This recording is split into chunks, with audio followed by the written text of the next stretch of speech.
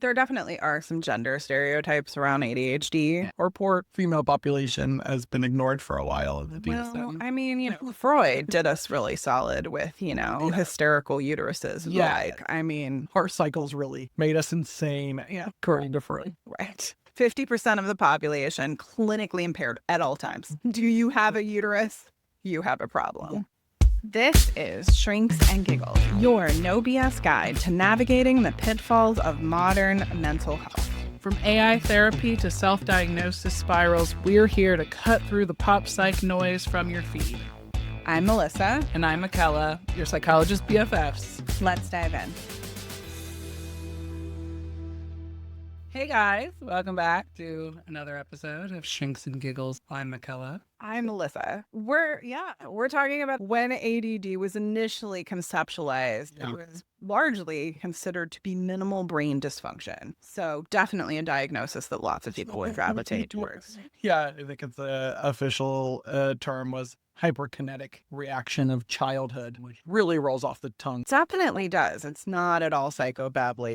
I mean, there definitely are some gender stereotypes around ADHD. Yeah. Our poor female population has been ignored for a while. Well, I mean, Freud did us really solid with hysterical uteruses. Yeah. Like, I mean, our cycles really made us insane. Yeah, according to Freud. right. 50% of the population clinically impaired at all times. Do you have a uterus? You have a problem. Freud made it worse. He thought that these women, this is all hysteria. Instead of looking for the cause of the pain, he mentioned that it's all in their head, not physical. He rejected the notion of the wandering womb and instead focused on unconscious processes, often rooted in sexual trauma or desires from early childhood. So there's been a little bit more research on, obviously, the presentation of ADHD in females. And obviously, you're not just going to have boys and men who potentially have difficulty with accessing frontal lobe functioning and those pathways. And there can be a lot of nuance to that in terms of the different pathways and what works how. Yeah. But that's part of the reason it's kind of confusing to people, I think, is that they're like, oh, well, this is what ADHD looks like. And if not, then, okay, everybody just has ADHD. As opposed to like, okay, well, what neurochemically is happening and how is that playing out in day-to-day life? And why are there times that it's worse and why are there times that it's better? Right? So there's an assessment that we use more related to autism that looks at masking of symptoms. Yeah. I would argue that there's a socialization component paired with, I mean, to be honest, a hormone component for sure. Yeah.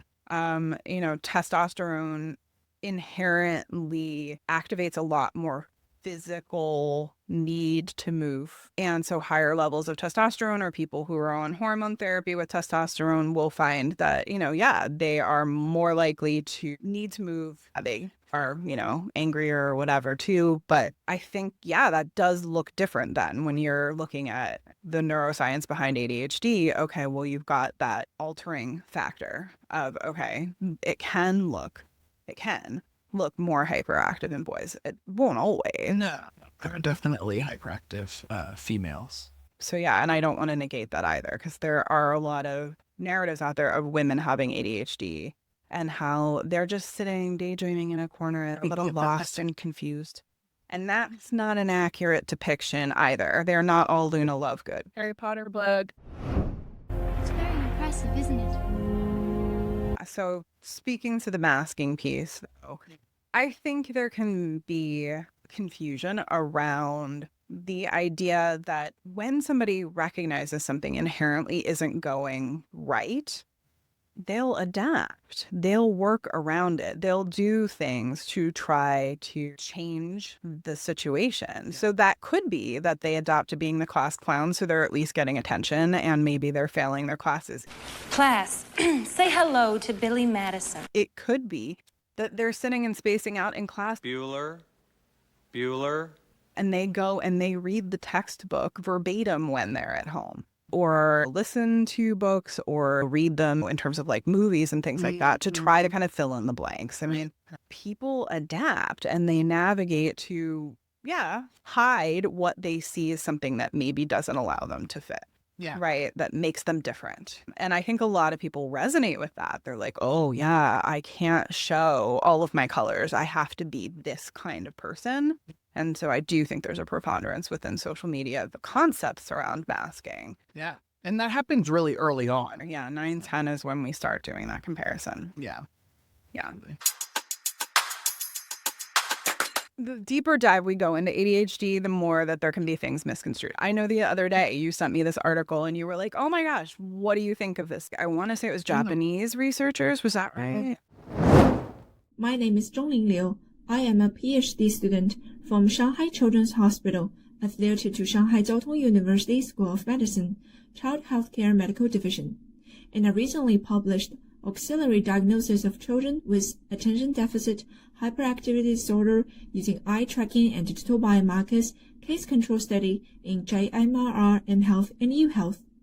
This work was done by Professor Jingjing Chen's group in Shanghai Children's Hospital in collaboration with Professor Yao Guo's group from School of Biomedical Engineering at Shanghai Jiao Tong University. In our paper, Auxiliary Diagnosis of Children with Attention Deficit Hyperactivity Disorder using Eye Tracking and Digital Biomarkers Case Control Study, we proposed a series of eye tracking biomarkers which effectively identify differences in various aspects of eye movement patterns between the ADHD and typically developing groups.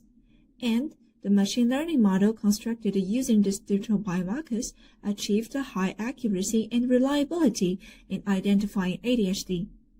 Our system can facilitate early screening for children of ADHD in schools and communities, and provide clinicians with objective biomarkers as a reference. What they were identifying was visual attention. So essentially it was just another measure of attentional concerns. Right. We've been talking about vision a fair amount, but ADHD isn't strictly a visual disorder. Right.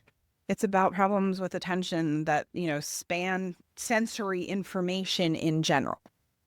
So auditory, visual, but, potentially, yes, tactile as well. I won't speak to taste or smell. That one seems a little out there for me. I'm not sure what ADHD and taste or smell looks like. I think there's a lot of social media presence around sensory difficulties, some of which is being attributed to ADHD.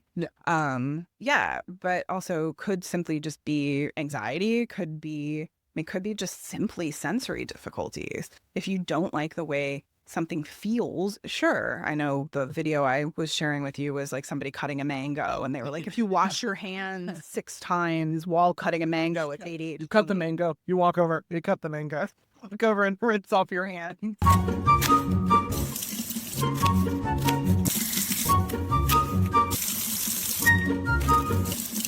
Right. And I'm like, or you just really don't like the way that feels, and that isn't necessarily ADHD. Mangoes are slimy. It's like with chicken. That was the one I saw. Right. No one likes to touch chicken. I am sure there are some chefs out there who are like, actually, I really like to massage my bird. Fair. Thank we you. We see you. You're valid. They have nothing to do with attentional concern. Right. You might like that sensory input. It's not diagnostic. It feels good on the skin. I think that attentional concerns can sometimes mean that you are seeking sensory input to try to keep yourself on task. So you may be prone to the mindless snacking. You might be, in a situation where you eat beyond your comfort level. I know binge eating is often associated with it, but on the other extreme, it's not uncommon that people will be like, oh, I forgot to eat. They don't want to stop, right? You're doing a task and you don't want to stop to eat, because it's so hard to activate yourself. What does that do to your brain? And that kind of brings us to what we were talking about with the theta waves and beta or alpha. Frankly, it's both. They were finding that there was higher theta waves while yes, in wakeful states. Yeah. Mumbo jumbo, but you want to explain more? There are 2 types of brainwaves that have been shown to be different in about 80 to 90% of children with ADHD when we hook them up to an EEG. The first is that children with ADHD have less beta waves. The second brainwave change seen in the majority of kids with ADHD is a higher amount of theta waves. Are those valid ways to look at ADHD? To some extent, it may show you that there's some degree of problem, but it's not going to clarify how it's manifesting in your day-to-day life. And, a lot of people who are debating if they have ADHD, it really comes down to how is it impacting you? And is it impacting you in multiple ways across your life? And if it is, then yes, okay, it's not just a joke anymore. Then it's something that, yeah, okay, you may want more concerted support. You may want to seek out new skills. You may want to not just rely on everything that you've built around this to navigate, an attentional concern. At the same time, there are people who thrive in those spaces. They pick an environment that's adaptive to an attentional problem where they're like, yes, I'm either on or I'm off. And when I'm on, I am busy and, adrenaline is helping me focus and I get through. It does depend on your career, your job, and your environment. Absolutely. So the roots of ADHD vary. I mean, I think, the research has evolved on this, but I would say there was a point in my education where it was heavily focused on, okay, yes, there's this genetic, you either have ADHD or you don't. But there's a lot of different factors that impact brain activation, that impact brain development. We're talking about anything from, birth weight to head injuries to chronic illnesses, exposure to tech, screen time, and the like. And how it impacts your mental health. We talk about this often too, about people worrying about the rise of ADHD and also the pandemic's impact on attention and social skills, which, what I hear is, oh, my social battery is really drained after that. And that's another one that can be a symptom of ADHD. Maybe the point of this is that, yeah, the symptoms that are online is not that they're not ADHD symptoms, but you have to look at all of the factors, right? Your developmental history, impairment across domains, school, work, home. We have to look at your cognitive profile and how you think about things and how you solve problems. And all of those things go together, and that's how you can get a valid diagnosis of ADHD. Yeah, for sure. I don't know that I agree with you that social media is depicting ADHD symptoms entirely accurate. Well, no. I mean, narratives that people are creating, possibly once they have a diagnosis of ADHD, that they are then attributing personal characteristics to ADHD. They're like, I don't like talking to people. And that must mean I have ADHD because I was diagnosed with ADHD. So as someone with ADHD, if you don't like talking to people, it's because you have ADHD, Right. No, absolutely. That, yeah. You think that you can attach to the ADHD and maybe ignore the mental health diagnosis. And that's so true. And there's so much mental health comorbidity, but I'll say, coexisting diagnoses that are going to impact your functioning in addition to the ADHD.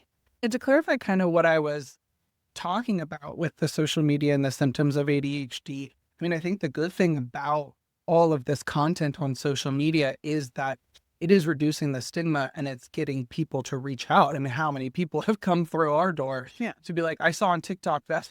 For sure. And I think that that's great. And, sometimes it does make difficult conversations when there are other things. It's not ADHD, but it's okay. You can still come in even if and have a conversation.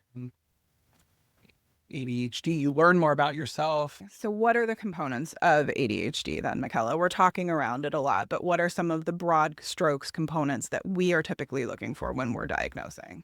Childhood history. Were you daydreaming? Were you zoning out? Did you miss information in elementary school? Were you overwhelmed when your parents asked you to clean your room and had no idea how to start that task? Yeah, was it really challenging for you? If you're given a list of things to do, how do you even start to do that?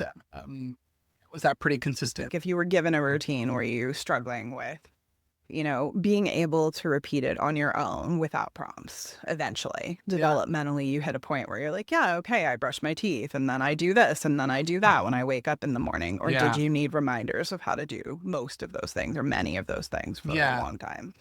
Were you called lazy? My high achievers are always like, I was lazy. I'm like, what? You're in medical school. You're not lazy. Yeah.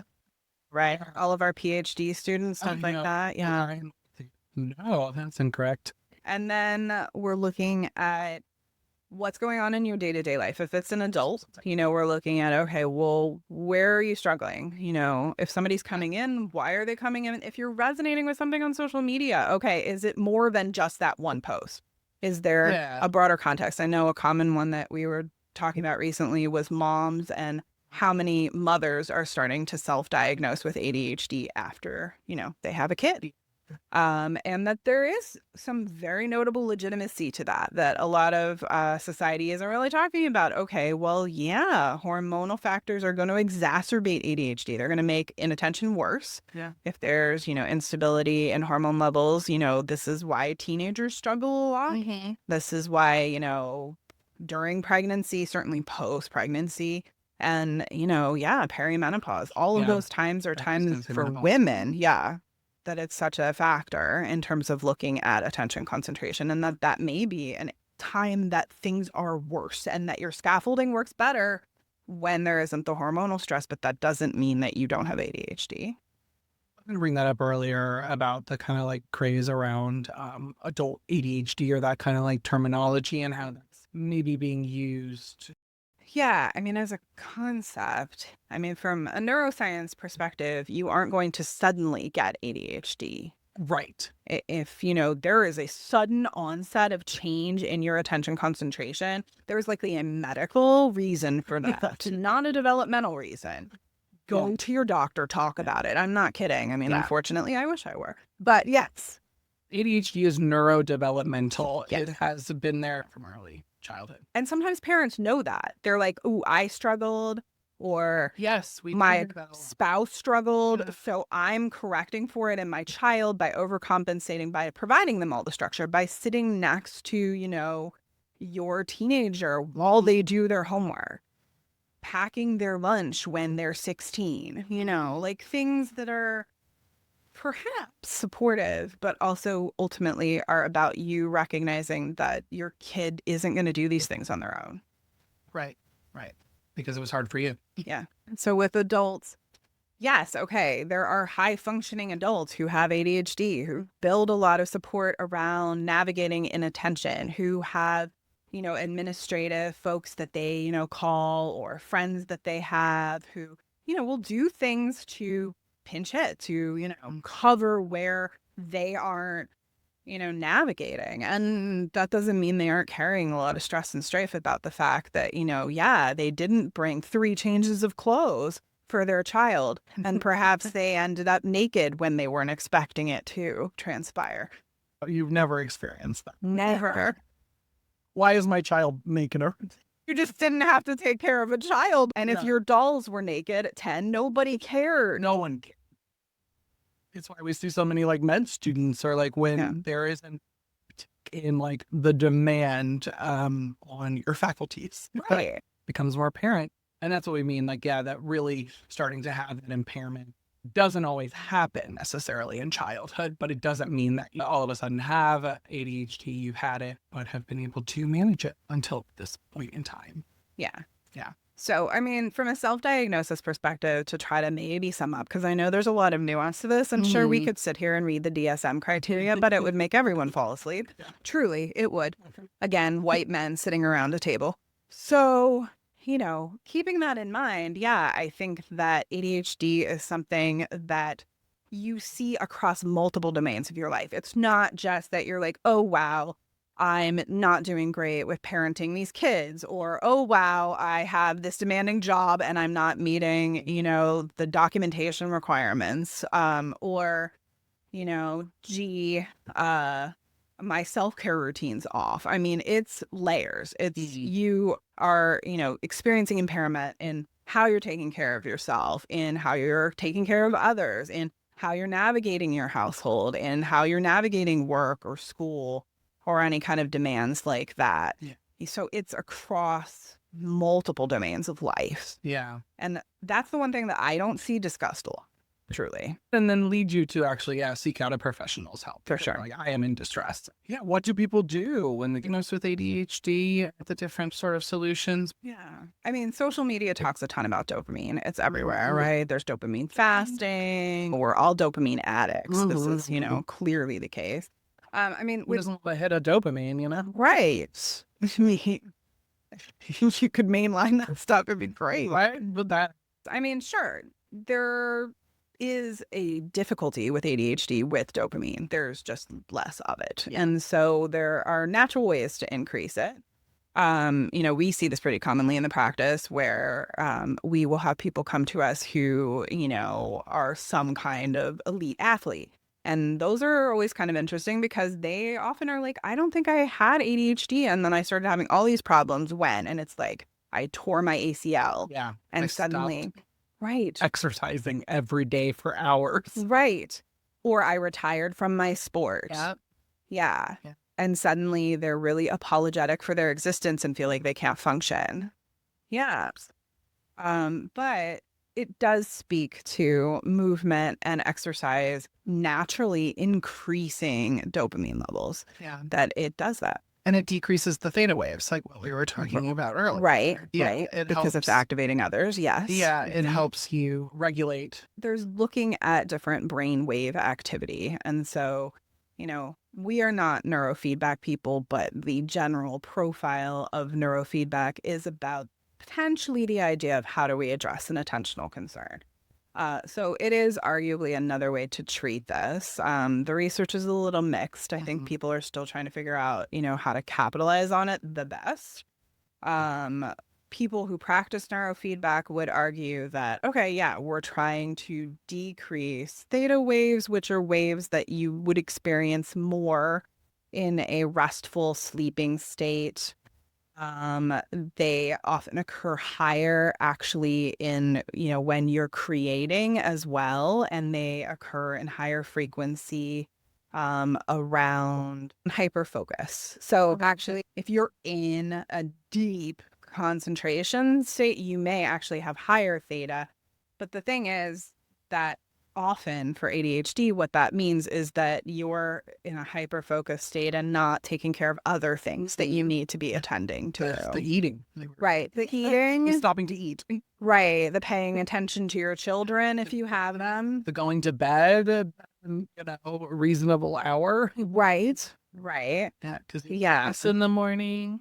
Right. Responding to the fact that you have no food in the fridge or that you need to do laundry and have nothing to wear the next day or lots of different things like that. So so from an exercise perspective, it's balancing activation, but it's also in changing the activation. The waves are really speaking to how your neurons are working together. And if they work together in a different way, they create more dopamine. Yeah. So obviously then, yes, medication is a thing that a lot of people talk about. Dopamine and norepinephrine are really the two when it comes to ADHD. Yeah, they need to be balanced. Yeah, it's unusual that people are medicated for both. I don't typically encounter that, but, maybe there's psychiatrists out there who could speak to that.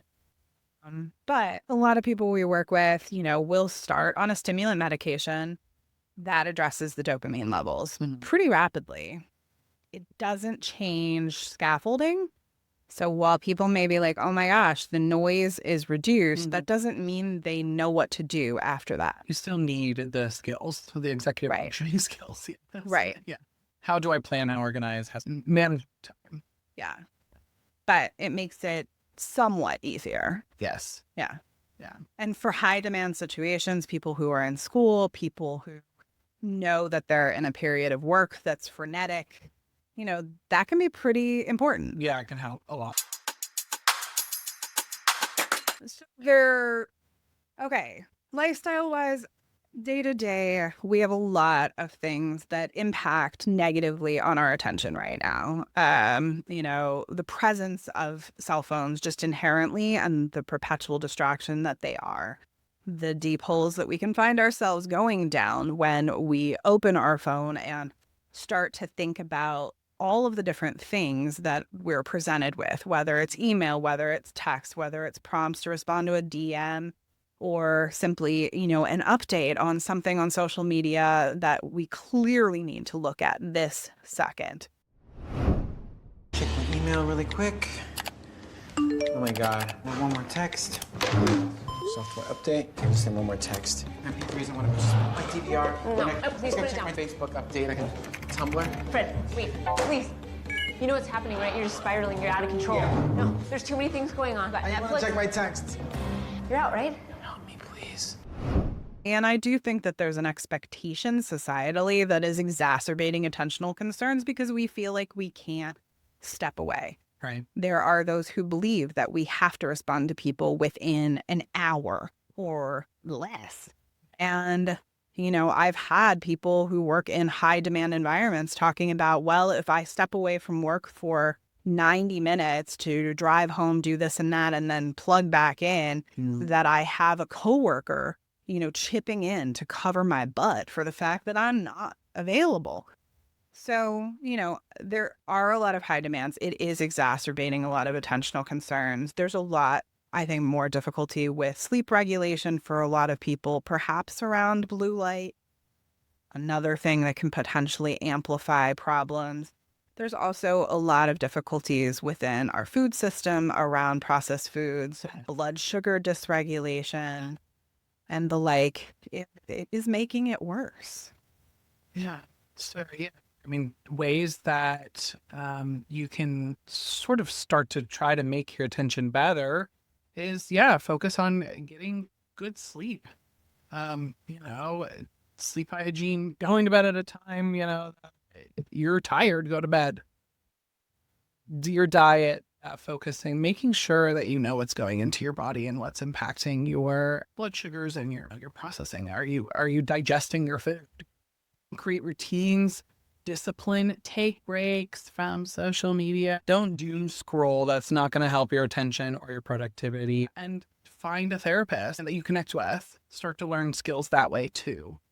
Yeah, I think the important part when it comes to therapy and ADHD that a lot of people maybe wonder about is with therapy, you're really looking for an ally. With ADHD, you're honestly looking for not exclusively an ally, but someone to keep you accountable and provide you the structure that you struggle to provide yourself. Yeah. I think too, people sometimes get frustrated. It's like, well, I've tried the, you know, Eisenhower, or I've tried, you know, all these different, the Pomodoro technique, and it's not working.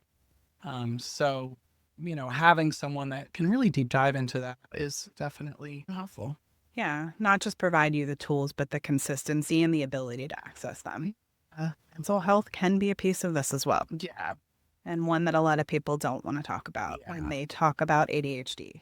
I do. Yeah, there is a pattern that we see where there is an attachment to the ADHD and, you know, some resistance to mental health side of this. And that is definitely, you know, a piece of that. I mean, another piece of this is, that there is so little boredom nowadays, and rebuilding your boredom tolerance, because maybe it's not actually that there's no boredom, it's just a discomfort with boredom. You know, I think we were talking the other day when you're at like an event and you start to feel a little uncomfortable, or you're, oh, where's my phone? There is, you know, an attachment to it. But yeah, rebuilding your boredom tolerance by doing things that are quiet, you know, not around the phone. Sit in a corner for 5 minutes and just ground yourself and take a break from everything. But also just like be kind to yourself. I feel like we're all this stuff we're talking about, like you have to do that. And if you're not parenting the right way, you're not doing it's so. It beats you down. Right. Yeah. Yeah. Well, I think the one really amazing thing with having kids that I get to see, I mean, there's so many truly, but one of the things related to this conversation is the idea of with building boredom tolerance, you play.